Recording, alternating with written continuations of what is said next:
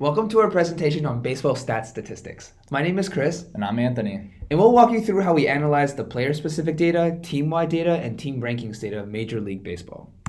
First, we'll briefly talk about our motivations for this project and the raw data sets we used. Both of us absolutely love watching baseball, and both of us have been watching ever since we were young.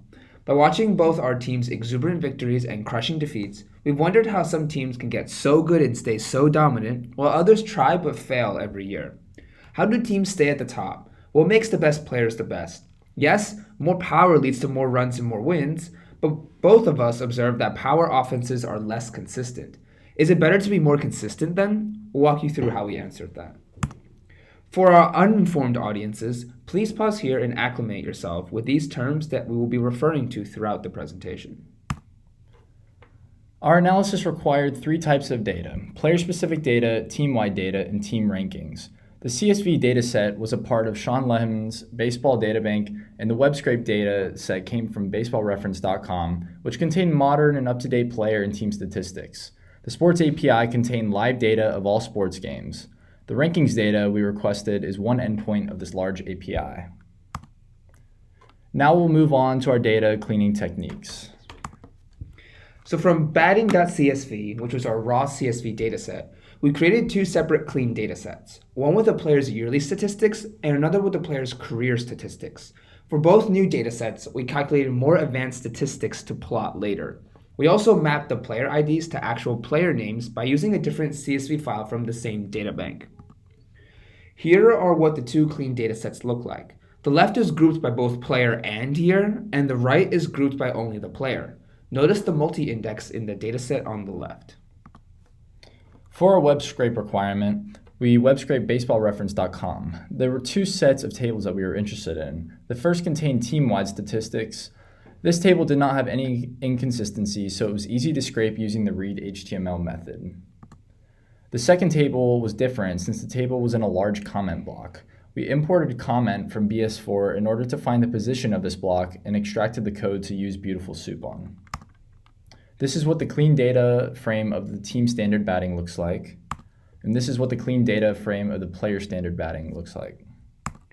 For our API dataset, we made separate GET requests to the API to retrieve team rankings data for the years from 2014 to 2022. We pulled each team's conference ranking, divisional ranking, and postseason status, and organized the data in a data frame with two-dimensional columns. And here's the resulting data frame. Notice the two-dimensional column headers. Now we can move on to our insights and visualizations. For our first insight, we validated our belief that it has become more popular for baseball players to favor power hitting over contact hitting. Baseball has two different offense ideologies, power hitting and contact hitting. Unfortunately, improving one area of batting will often hurt the other, so batters have to make a conscious choice on what to focus on. Visualization 1 compares the prominence of power hitting and contact hitting over professional baseball's history. In both graphs, power hitting metrics are designated with a blue line, while contact hitting metrics are designated with a green line.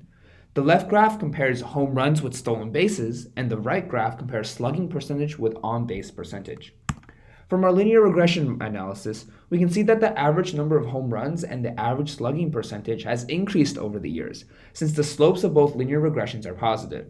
Both metrics are power hitting metrics, since slugging increases the more bases a player is able to get per at-bat. On the other hand, we can see that the average number of stolen bases and the average on-base percentage has decreased over the years, since the slopes of both metrics are negative. Both metrics are contact hitting metrics, since the number of stolen bases increases the more someone is on base, and on-base percentage is a metric that is blind to power. For Insight 1, we grouped the clean player data by year using the average as the aggregate. After graphing those four metrics against time, we performed a simple linear regression with scikit-learn. For Insight 2, we found out that even though modern players now favor power hitting over contact hitting, on-base percentage, which is a contact hitting metric, is the best predictor of a team's conference ranking. This visualization compares the same statistics as Visualization 1, albeit team-wide, to a team's yearly conference ranking.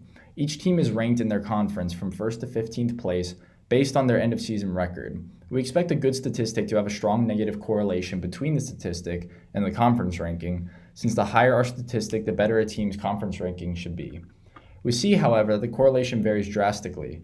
The number of stolen bases is a horrible predictor of conference rankings since the negative correlation is barely apparent. We can see that on-base percentage, which is a contact hitting metric, has a smaller variance compared to the home run or slugging metric, which are both power hitting metrics. Thus, on-base percentage is a more reliable predictor of a team's conference ranking.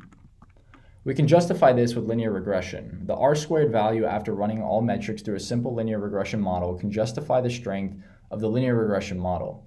We can see that the R-squared value for on-base percentage is easily the highest. The R-squared value for home runs and slugging follow behind, and the R-squared value for stolen bases is incredibly low. For this insight, we manually joined the team stats dataset with the team rankings dataset with a nested for loop. We used plotly.subplots to create a plot in which we would add each of the subplots to, which were made using plotly.graph objects. Lastly, we performed a linear regression with scikit-learn and extracted the R-squared values. We found out that most teams that finish very high in their conference but hit a very small number of home runs compensate by stealing many more bases than average. In the home run and slugging scatter plots in Visualization 2, we see a fair amount of outliers. After using PyMySQL to isolate the statistics of those specific teams, we were able to make conclusions regarding these outlier teams. First, we selected 4 teams that hit very little home runs, yet placed very high in their conference. 3 out of these 4 teams stole much more than an average amount of bases, and 3 out of these 4 teams had an above average on-base percentage, and both of these are contact hitting metrics. These teams are able to compensate for their low power offense with more speed and contact hitting. Secondly, we selected 5 teams that had an abnormally high slugging percentage relative to their ranking. Initially, it was a surprise that all of these teams were the Colorado Rockies in almost every year. Colorado finished with the highest slugging percentage out of all teams that finished in a similar place in their conference. However, after a quick review, it makes sense that Colorado had an abnormally high slugging percentage. Since Denver has very thin air, the ball naturally travels further when hit, leading to a higher perceived power. For this insight, we used PyMySQL to specifically query for these outlier seasons. We added all of our data to a schema, and we queried the database to retrieve data points where ranking was very good but home runs was very low, and where ranking was very poor but slugging was very high. In Insight 4, we determined that the gap in skill between a team's best player/players and the rest of the team is much larger in poor-performing teams than in successful teams. This visualization aims to reveal differences in the player makeup of successful and unsuccessful baseball teams. The top 9 players from each team ranked by their RBIs were grouped together, sorted in descending order, and graphed. Here we show 2 teams that placed poorly in their conference, the Mets and Nationals, and 2 that placed well in their conference, the Dodgers and Astros. After inspection of these 4 graphs, it was obvious that the better teams had more consistency between their players. In the first 2 graphs, which show teams that placed lower, there was a very steep drop-off between the best players and the rest of the team. This differs from the teams who placed better, since the amount of decline is much less drastic from the best player to the rest. We numerically verified this by calculating the average gap distances for the teams. We determined that consistency within a lineup is a hallmark of a good team, since the average gap for successful teams is much smaller than the gap for poor-performing teams. In order to make this visualization an insight, we had to create 4 pandas series, which were composed of the top 9 players for each team, ordered by the RBI statistic in descending order. While looking at Visualization 3, we noticed that the best player from all 4 teams had very similar RBIs.